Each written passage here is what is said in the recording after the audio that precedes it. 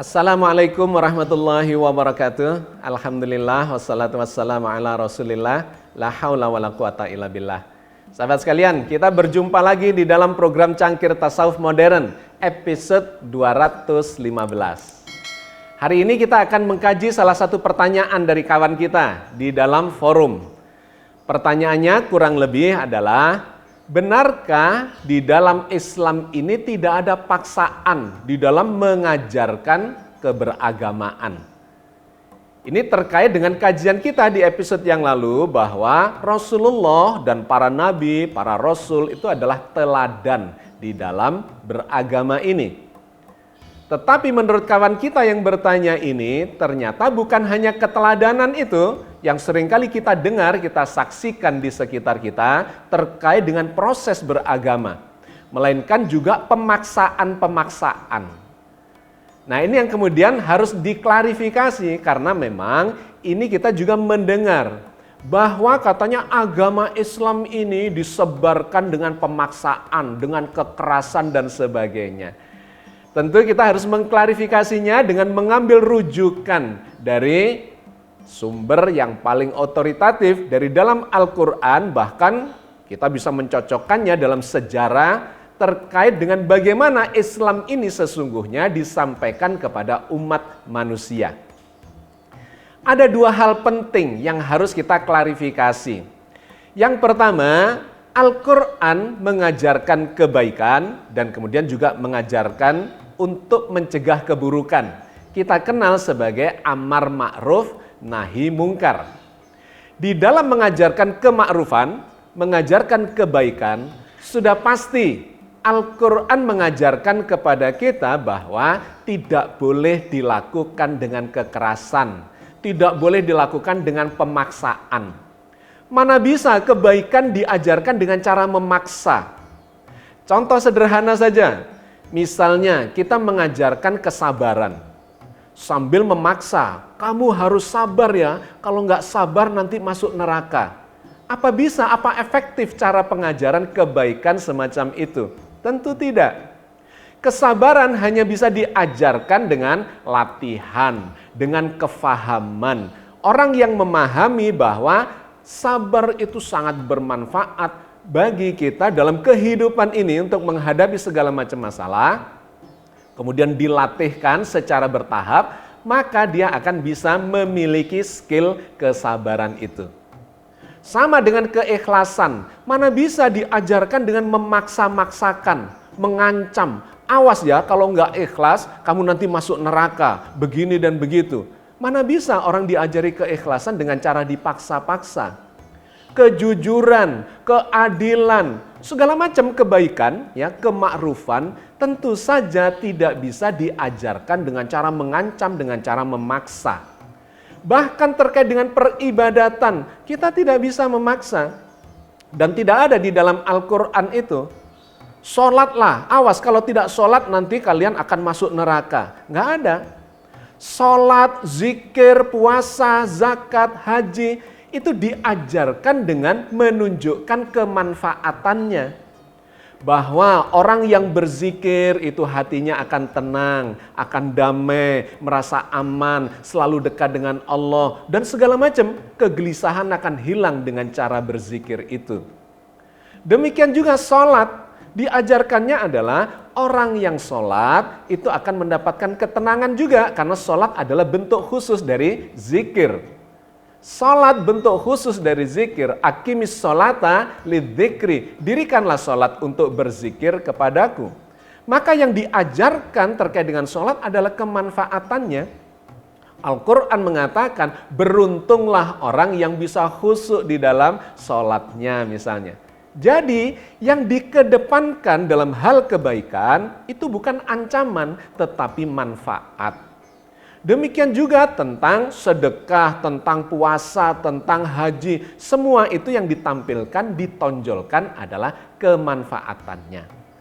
Maka terkait dengan amar ma'ruf, Islam ini mengajarkan kebajikan dengan cara menonjolkan kemanfaatan buat diri kita maupun orang di sekitar kita. Fid dunya wal akhirah. Nah yang kedua terkait dengan nahi mungkar. Mencegah kejahatan, mencegah kerusakan, kekejian dan seterusnya, barulah di situ ada ancamannya. Kepada orang yang tidak adil ada ancamannya. Kepada orang yang zalim diancam, memunculkan masalah, memunculkan azab. Orang yang zalim itu baik di dunia maupun di akhirat nanti. Melakukan pembunuhan, pencurian, perampokan, kriminalitas dan sebagainya, barulah di situ ada ancamannya, baik ancaman dunia maupun ancaman akhirat. Jadi sahabat sekalian, kita tidak bisa menyamaratakan, kata orang Jawa, diantem kromo, disamaratakan bahwa agama diajarkan dengan cara diancamkan, dipaksakan, bukan. Dalam mengajarkan kebaikan, memberikan keteladanan. Bagaimana seharusnya dilakukan sambil memahamkan bahwa di dalamnya ada kemanfaatan. Tetapi untuk mencegah kejahatan, memang harus diberikan ancaman-ancaman supaya kejahatan itu tidak berlangsung atau setidak-tidaknya akan mencegah orang-orang yang lain tidak melakukan kejahatan itu kembali, meniru-niru kejahatan yang sudah dilakukan dan kemudian menyebarlah kejahatan kemana-mana. Itu yang harus diberi ancaman baik dunia maupun akhirat. Jadi sahabat sekalian, poin penting bahwa agama ini tidak disampaikan dengan cara mengancam, memaksa, tetapi adalah memisahkan atau memahami bahwa yang baik itu bermanfaat, sedangkan yang buruk itu membawa madorot, membawa kerusakan, kerugian, penderitaan, dan sebagainya. Itulah yang digambarkan dalam banyak ayat di dalam Al-Quran. Di antaranya dalam surat Al-Baqarah 256. La ikraha fiddin, qad tabayyana ar-rusydu minal ghayy, faman yakfur bit-taghuti wa yu'min billahi faqad istamsaka bil urwatil wuthqa lan fisama laha wallahu samiun alim. Tidak ada paksaan dalam beragama. Sesungguhnya telah jelas jalan yang benar daripada jalan yang sesat. Karena itu barang siapa yang ingkar kepada taghut dan beriman kepada Allah, maka sesungguhnya dia telah berpegang kepada buhul tali yang amat kuat, yang tidak akan putus, dan Allah Maha mendengar lagi Maha mengetahui. La ikraha fiddin, tidak ada paksaan fiddin di dalam beragama. Kata yang dipakai adalah ikraha fiddin. Ikraha dari kata karoha yang bermakna pemaksaan, membenci, tidak menyukai. Artinya di dalam Islam ini tidak boleh agama ini diajarkan dengan cara orang menjadi tidak menyukai beragama. Merasa terpaksa, ditekan-tekan, dipaksa, diancam dan seterusnya. Bukan itu prinsip dasar di dalam beragama. Dilanjutkan di ayat berikutnya, qad tabayyana ar-rusydu minal ghayy. Sungguh telah jelas antara ar-rusyd, kebenaran, kecerdasan, kebaikan, minal ghayy, dari sesuatu yang menyesatkan. Jadi ada dua poin penting yang diajarkan dalam kalimat ini. Yang pertama, tidak boleh ada paksaan yang memunculkan perasaan benci, perasaan tidak suka terhadap agama. Karena memang kalau kita menyampaikan agama dengan ancaman, dengan paksaan, itu menyalahi fitrah kemanusiaan. Orang pasti merasa tidak suka. Kok aku diancam-ancam ya? Dipaksa-paksa, padahal aku nggak ngerti, aku nggak paham, dan seterusnya, dan seterusnya. Nah, penggunaan kata karoha bermakna membenci atau tidak menyukai ini digunakan dalam banyak ayat di dalam Al-Quran untuk menggambarkan bahwa memang menyampaikan agama tidak boleh dengan mengancam, memaksa, dan membuat kebencian, memunculkan ketidaksukaan. Misalnya disampaikan Allah di dalam surat Hud ayat 28. Qala ya qaumi ara'aitum in kuntu ala bayyinatin min rabbi wa atani rahmatan min indihi fa ummiyat alaikum anulzimukumuha wa antum laha karihun. Berkata Nuh, hei kaumku, bagaimana pendapatmu jika aku mempunyai bukti yang nyata dari Tuhanku dan diberinya aku rahmat dari sisinya, tetapi rahmat itu disamarkan bagimu? Apakah akan kami paksa kamu menerimanya, padahal kamu tidak menyukainya atau membencinya? Jadi di zaman Nabi Nuh pun itu sudah disampaikan, diceritakan oleh Al-Quran. Wa antum laha karihun. Umatnya Nabi Nuh tidak menyukai sesuatu yang dipaksakan. Apakah Nabi Nuh akan memaksa-maksakan juga? Ini loh petunjuk dari Allah dan kalian harus mengikutinya tanpa memiliki kefahaman dan kemudian sukarela, suka hati untuk menjalankan kebajikan. Tidak. Poin pentingnya dalam banyak ayat disampaikan bahwa ajaran kebaikan tidak bisa disampaikan dengan pemaksaan, dengan ancaman, tetapi ditunjukkan kemanfaatannya bagi kehidupan kita. Poin yang kedua adalah tabayyana rusdu minal ghayyi. Mengklarifikasi, ya, kata tabayun, bayan itu adalah menjelaskan sesuatu yang jelas dan diterangkan dengan sefaham-fahamnya. Kalau perlu melakukan diskusi, kajian, pendalaman dan seterusnya, sehingga terjadi klarifikasi antara ar-rusdu dengan al-ghayy. Ar-rusdu itu adalah kebenaran, petunjuk yang membawa kemanfaatan tetapi secara logis, secara masuk akal. Kata rusdu ini juga digunakan dalam ayat-ayat yang berbeda yang menunjukkan seseorang yang sudah memiliki kecerdasan, akal sehat, bisa membedakan antara yang manfaat dengan yang tidak manfaat, yang baik dengan yang buruk. Misalnya yang digambarkan dalam surat An-Nisa ayat 6. Wabtalul yatama hatta idza balagun nikah fa in anastum minhum rusdan fadfa'u ilaihim amwalahum. Dan ujilah anak yatim itu sampai mereka cukup umur untuk menikah.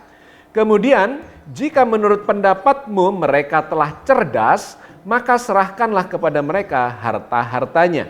Fa in anastum minhum rusdan. Nah, di sini Allah menggunakan dari kata ar-rush itu, bahwa mereka sudah terbukti bisa memilahkan antara kebaikan dengan keburukan.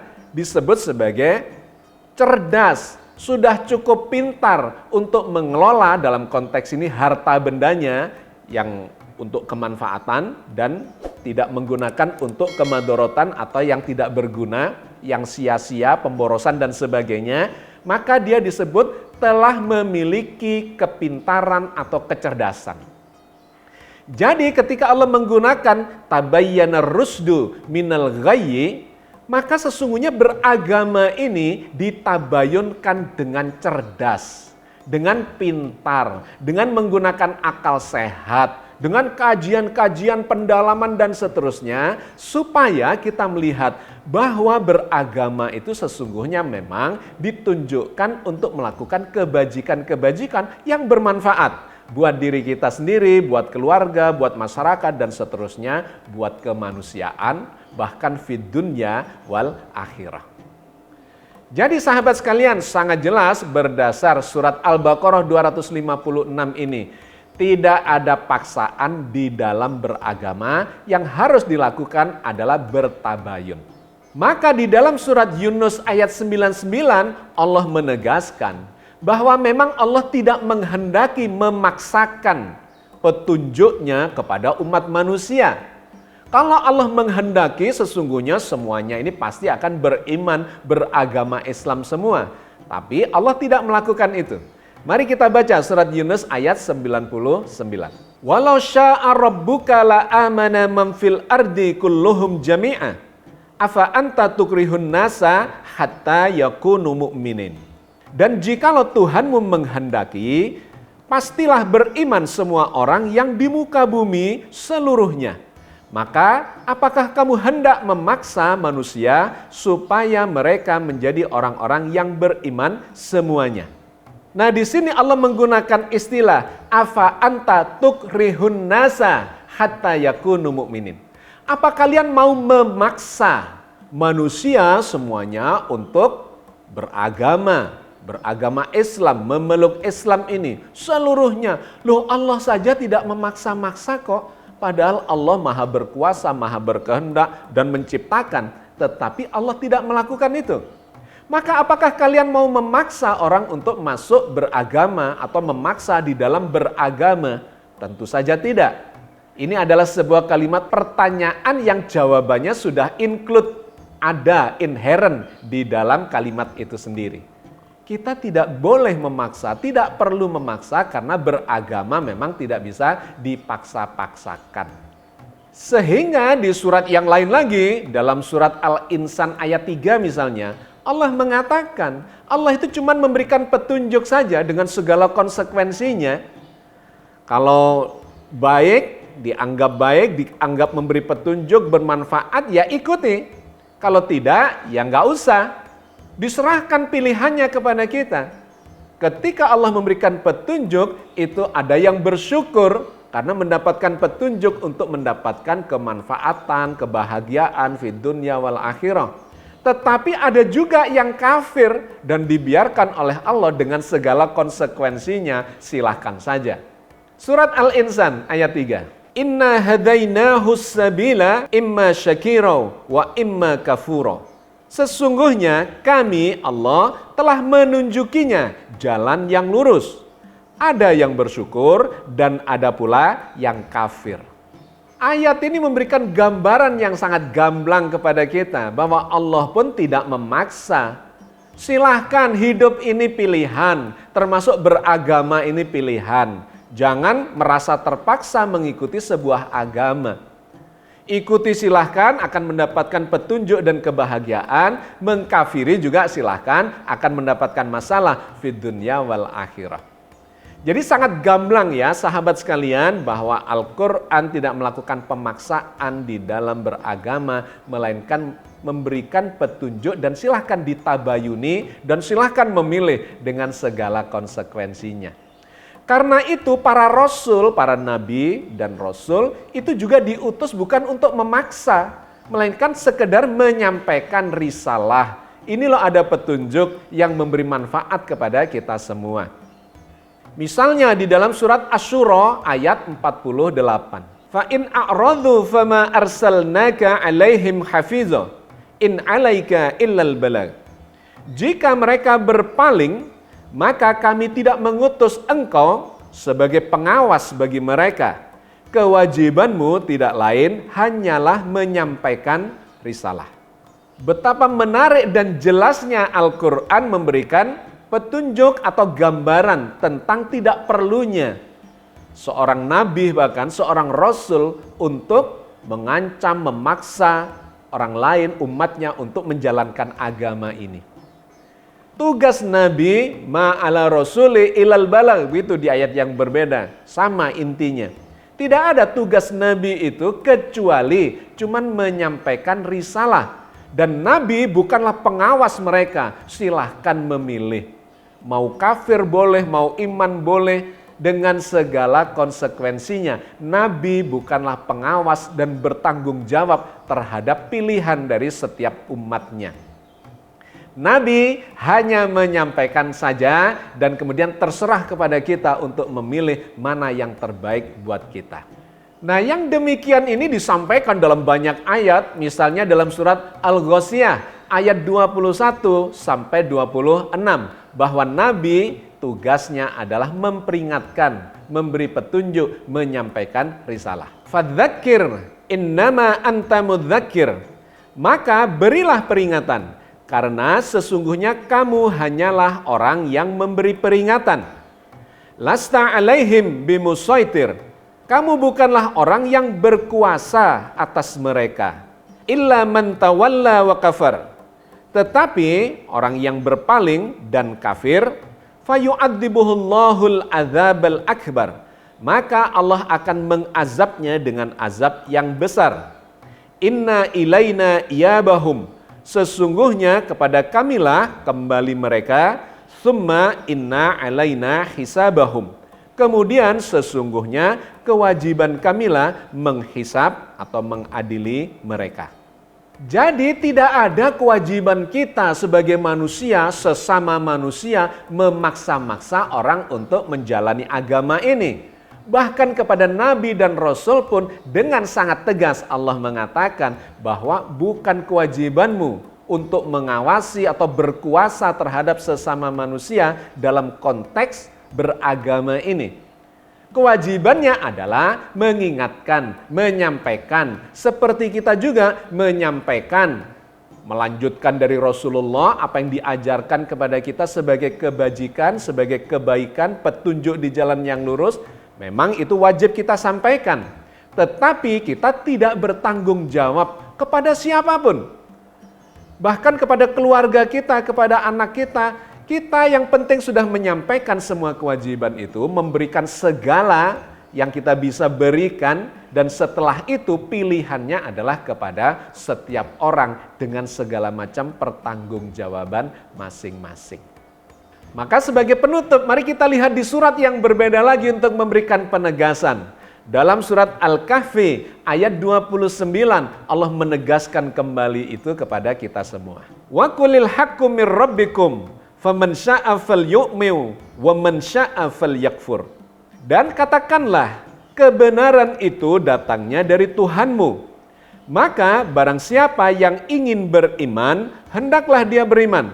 Dan barang siapa yang ingin kafir, biarlah ia menjadi kafir. Sahabat sekalian, saya kira sangat gamblang, sangat jelas ayat-ayat di dalam Al-Quran mengajarkan kepada kita untuk mengambil posisi di dalam menyampaikan, mengajarkan agama ini. Tidak boleh ada paksaan. Allah saja nggak maksa-maksa, kok kita ini mau memaksa siapa saja untuk menjalankan atau menjadi beragama Islam seperti kita. Cukup tunjukkanlah kebajikan itu adalah sesuatu yang bermanfaat. Segala macam ya, amar ma'ruf, kita diperintahkan memang untuk mengajarkan kebajikan. Tetapi bukan melalui ancaman, bukan melalui pemaksaan, melainkan melalui penjelasan, tabayun, klarifikasi, pemahaman, diskusi, dan sebagainya dengan menggunakan kecerdasan. Maka orang yang mendengar itu akan melihat bahwa memang ini adalah sesuatu yang memberi manfaat bagi dia. Sebaliknya kita juga menyampaikan untuk nahi mungkar. Jangan melakukan kriminalitas, pembunuhan, pencurian, perampokan, perzinahan, dan segala macam ketidakadilan, kezaliman. Karena itu akan memunculkan masalah. Ancamannya itu sesungguhnya bersifat inherent. Bahwa segala macam keburukan memang hanya akan menghasilkan keburukan fid dunya wal akhirah. Selebihnya serahkan kepada Allah Azza wa Jalla yang maha bijaksana. Mudah-mudahan sedikit yang kita bahas ini memberikan jawaban atas pertanyaan sahabat kita di dalam forum. Dan mudah-mudahan Allah senantiasa membimbing kita di atas jalan yang diridhoinya. Amin ya rabbal alamin. Assalamualaikum warahmatullahi wabarakatuh.